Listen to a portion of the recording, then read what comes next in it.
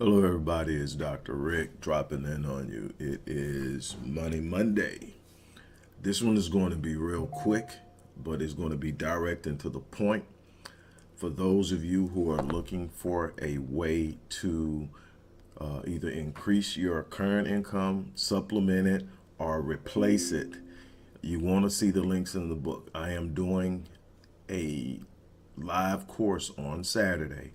I've done it before. It has been very successful, but I'm taking a at your own pace course that I created for people to get and go at their own pace, and I'm actually going to teach it. So I'm going to be there to answer all the questions you would have if you took the course and went at your own pace, but didn't have anybody in front of you.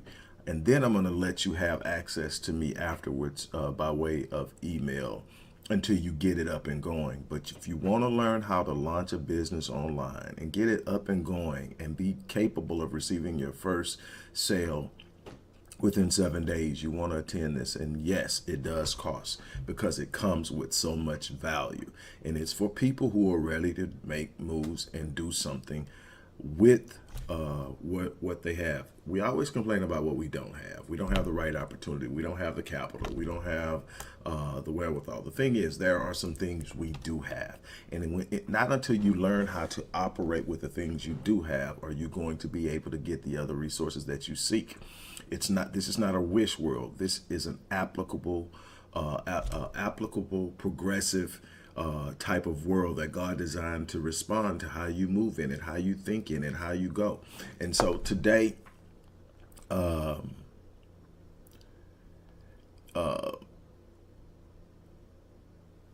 today's Money Monday is going to be about mentality and movement. Mentality and movement.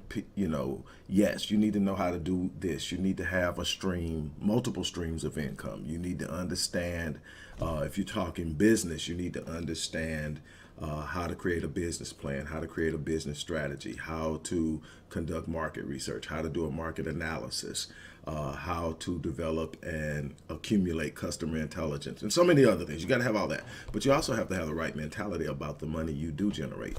One of the biggest problems that I've seen when it comes to money is not just an inability to generate the amount of money we want, but an inability to manage and move with the right mentality with the money we do get.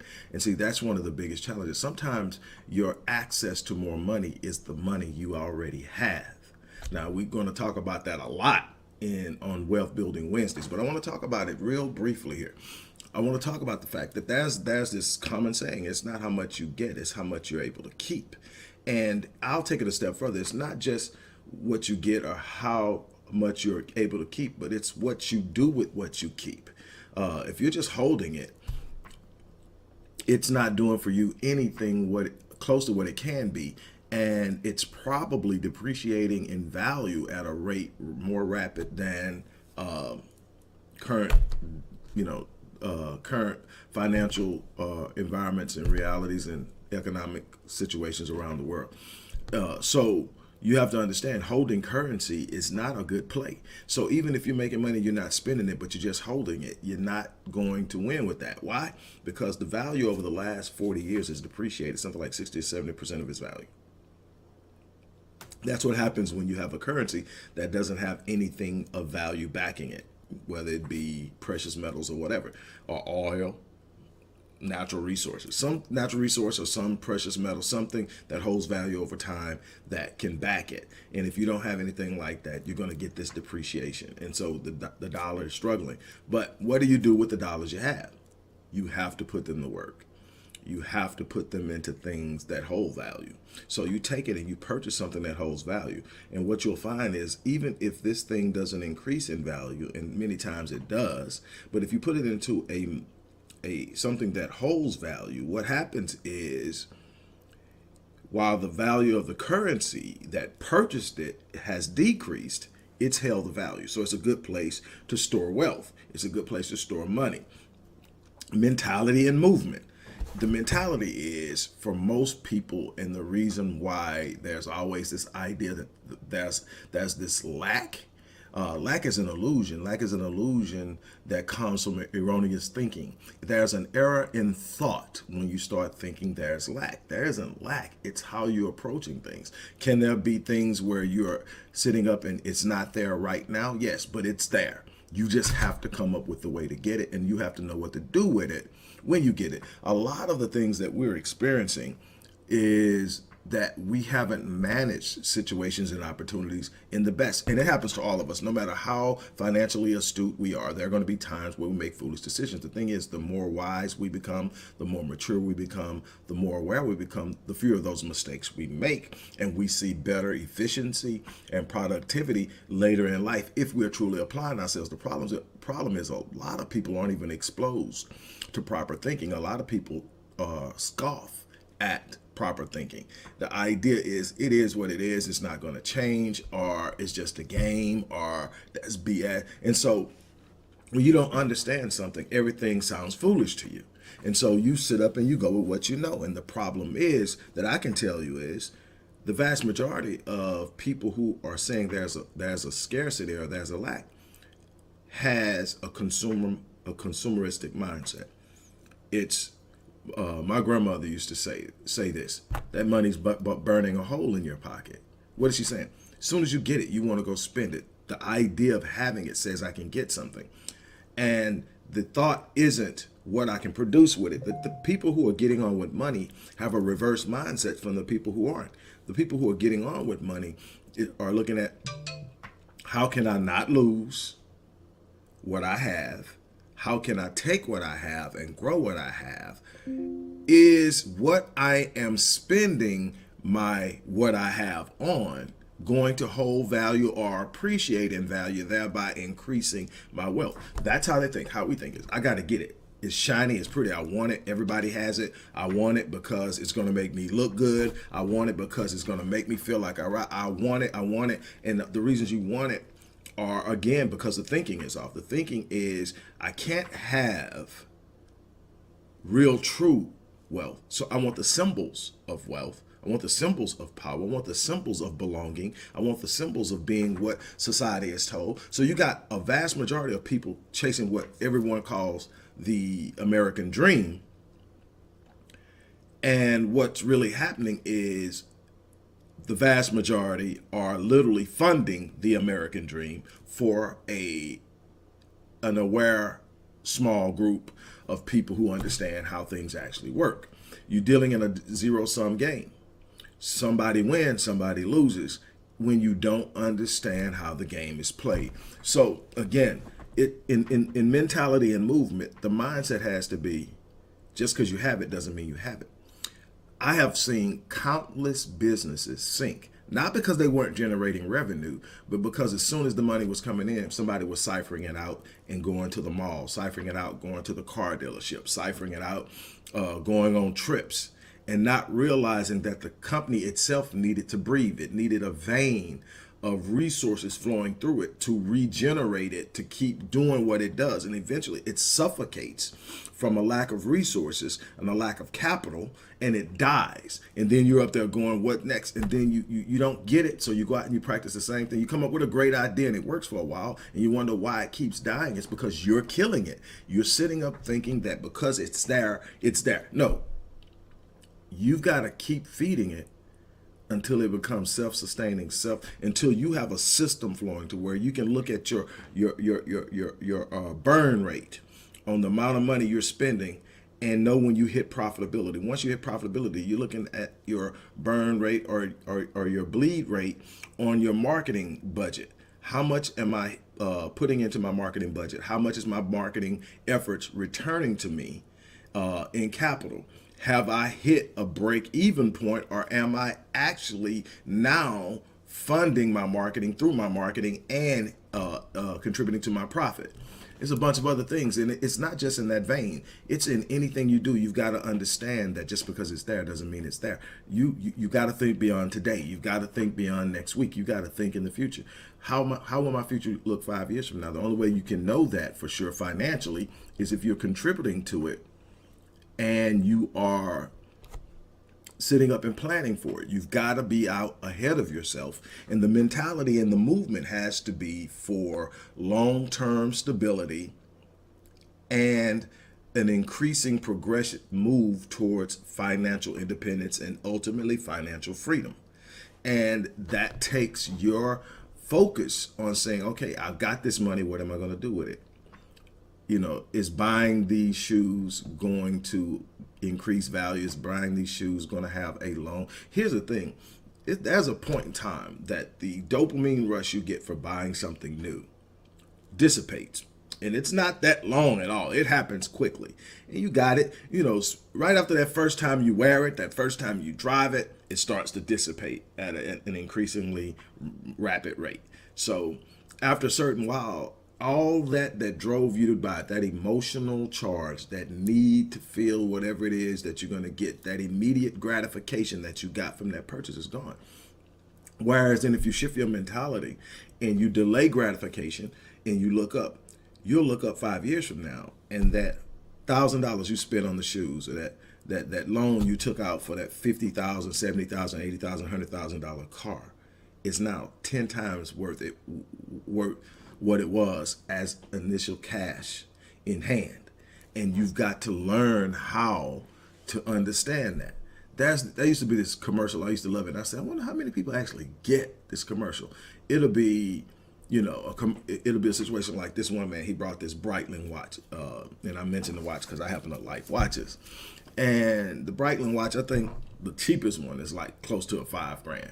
He says this $5,000 purchase is is going to cost him, and I think 10 years it says something like 60 grand or something like that it was going to cost him for buying a watch. And that's an actual watch that holds value better than the average watch. So this wasn't a trashy expensive purchase. It was a reasonable purchase for someone who had. Now, if you can afford to lose that, then that's okay. Now, one way that he could actually hedge against the loss, is it's as a fine piece of jewelry, the Breitling watch is insurable.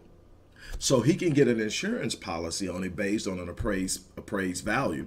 And if he can get somebody to appraise it for for more than what he spent on it, he actually increases the value of what he had in his hand by buying something that he insures. Matter of fact, it's not an asset. If it can't be used as collateral or it cannot be insured, it's not an asset. So one of the things you have to learn in cash, a lot of things you've been told are assets are not assets. Now, here's the flip side though.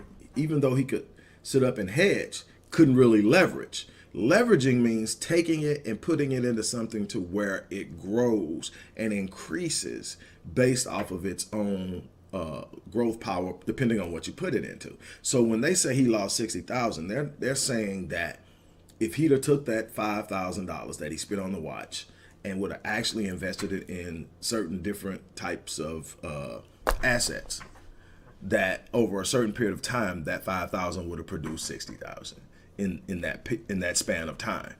And I would take it that that's pretty conservative, depending on where you put it.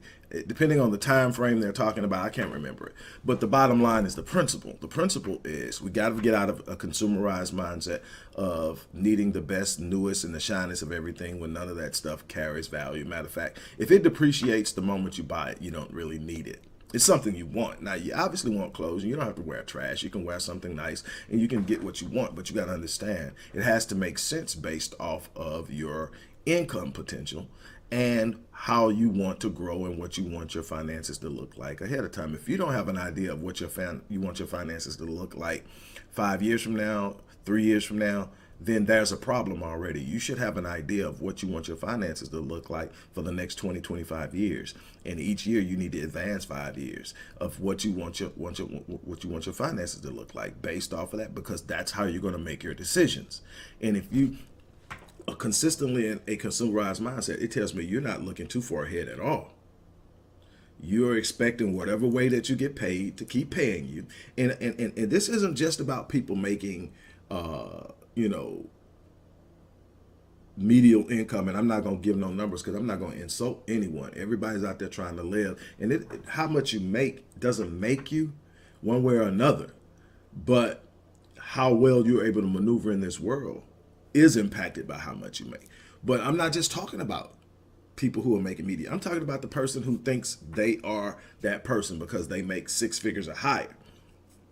If you don't control the income, if you're waiting on somebody to pay you, if your six figures is a salary, be careful, because it's not guaranteed. And if you're out there blowing money and spending money because you know on the 1st and the 15th or the 1st of every month or every week, however you're getting paid, you know that money's going to be there. What happens when it's not? And you've made no plans whatsoever to actually be financially sufficient, self-sufficient. In other words, get the gig.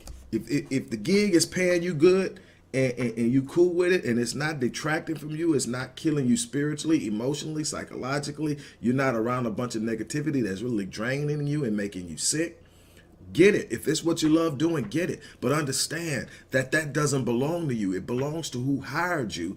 And that person makes the choice of whether or not they keep paying you by whether or not they hold you in their employment. Nothing wrong with the job, but you've got to understand it's not yours. You can't pass it down to your children. A bunch of things that you just simply can't, you don't control it. And at any time it can go. And that's why I tell people, if you don't have two independent streams of income, then you need to create some independent streams of income that supplement your primary income and have the potential, at least one or two of them need to have the potential that if necessary, you can move your energy into them and make them your primary income. That's why we offer the services of creating businesses for people. We offer the services of teaching you how to create an online revenue entity with little startup. So the idea that I don't have the capital, that excuse is gone. The internet has changed the game. Do you need capital to do certain things? Absolutely. Do you need capital to scale at a certain level? Absolutely. Do you need capital to get into business? No. You need an idea. You need energy, effort, resource capacity. When I say resource capacity, I don't mean the things you have. I mean your ability to think and find people to help you get it done. That's how you're going to make things happen in this world, is being able to move in spaces where it doesn't seem to be what you need and find it. That's it, period. It's not about what you have readily accessible. It's about what you're willing to go out and get.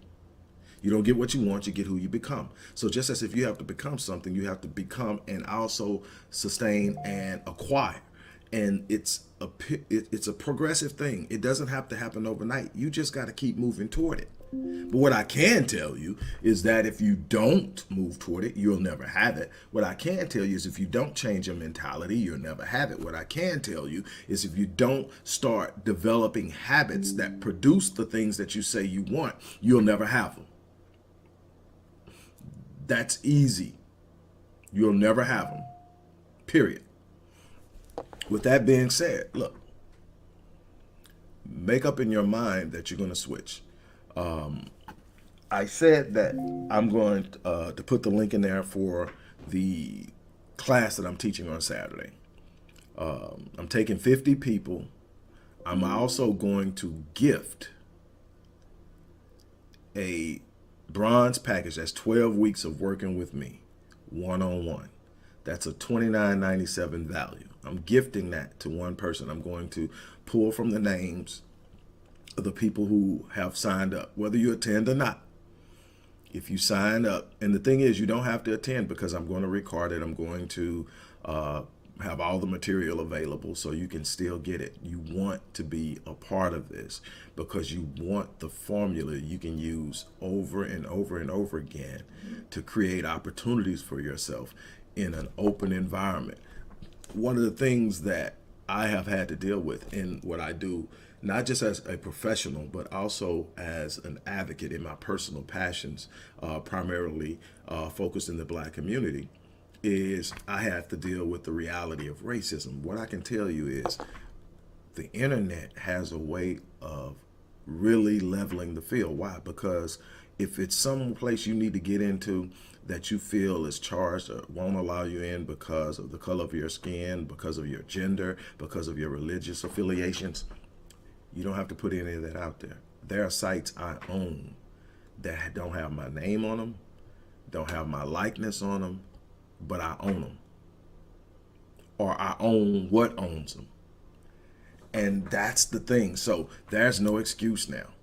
There's no excuse, but you have to be willing to get out there and make it happen. So again, go click the link, sign up. You could be the person who's one that I don't do it as much as I used to because that's 12 weeks. Every hour on that calendar is worth significant money that I'm giving to someone. And I know that it'll come back to me and bless me, but I have to be a little bit more judicious. My people are getting on me about it. Well, they've been getting on me for a while. I've actually been behaving. So with that being said, look, I'm about to get off of here, but I want you to really think about what I said about mentality and movement when it comes to money. Are you a consumer? Or are you an investor?